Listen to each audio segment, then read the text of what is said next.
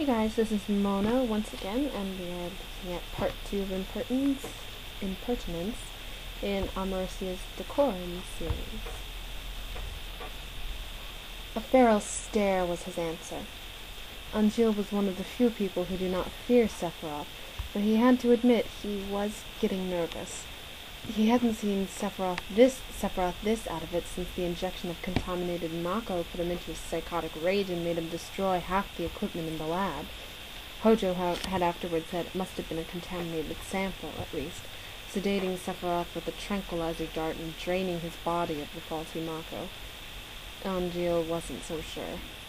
That had been right after Genesis's death, and Sephiroth wouldn't or couldn't cry. Seph, calm down.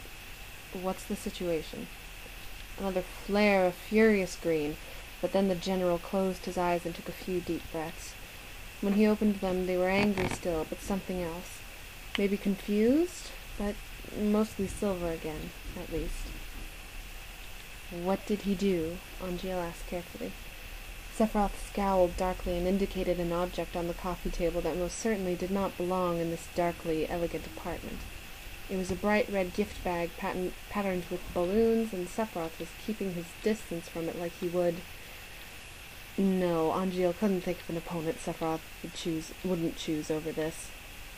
He noticed with a soft groan and no surprise that the tag tied to the bag's handle read, "To General Sephiroth, love, Zack." Oh, puppy, what have you done? With trepidation, Anjil moved aside the folds of red tissue paper and reached inside.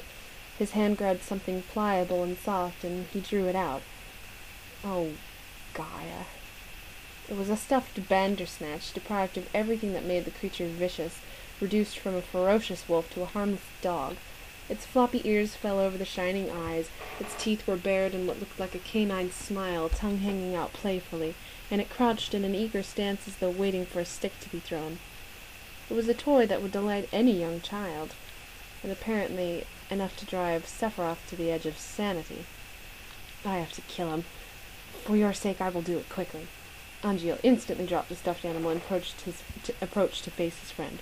Seph, I'm sorry. I'll talk to him, okay? I'll make him understand that this is inappropriate and can't happen again, all right? He didn't mean anything by it. He was just trying to be nice, and he doesn't think... Sephiroth said nothing. He's just a kid, and I'm sure he didn't realize this would bother you, the commander went on earnestly. Don't make me have to get in between you and him, please. At last Sephiroth slowly nodded, saying in a chilly voice, I will forget this happened. You will control your puppy, Anjil. I will. Thank you. As he hurried out, Anjil noticed Sephiroth approaching the toy as one would a soon-to-be vanquished opponent. Thank Gaia the apartment and its contents had been fireproofed years earlier. Anjil walked into Zack's apartment unannounced, as Zack had a habit of doing it into his own.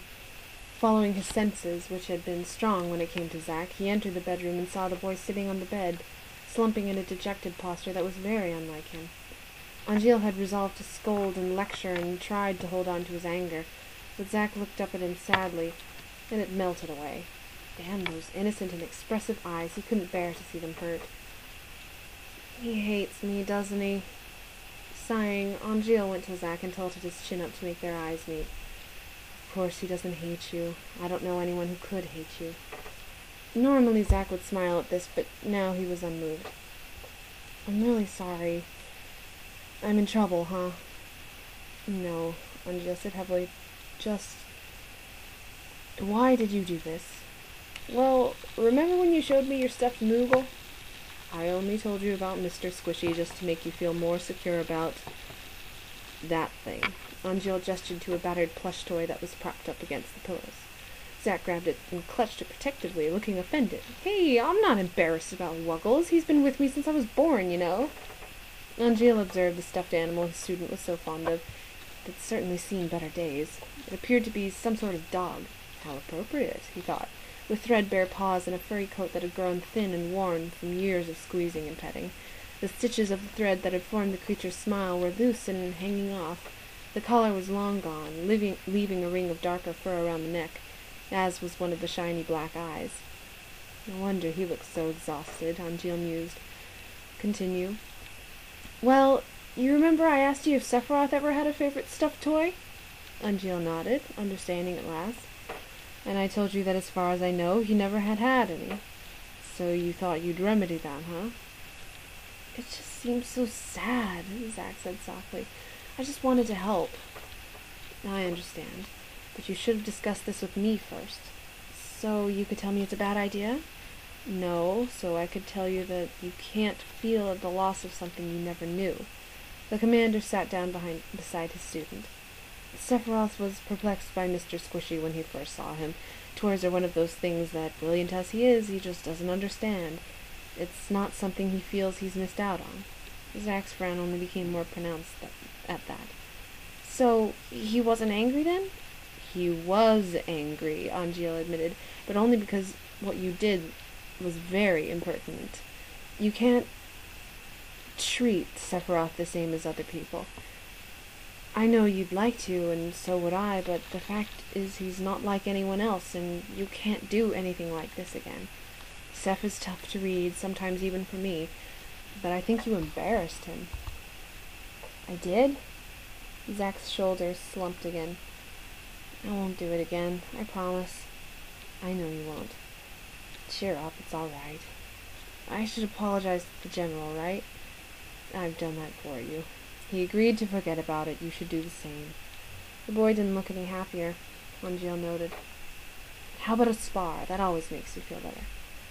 Okay. Perked up at once, Zack looked at the toy he was still holding. Can I borrow Mr. Squishy sometime? What for?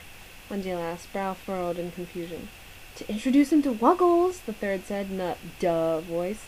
We're friends, so they should be friends. If you like, Angeal said slowly, giving his student an odd look. You hear that, Wuggles? You're going to meet Mr. Squishy. I wonder if he'll ever give you a patronizing nickname or nag you to eat your vegetables. Rolling his eyes, repressing a smile, Angeal headed for the door.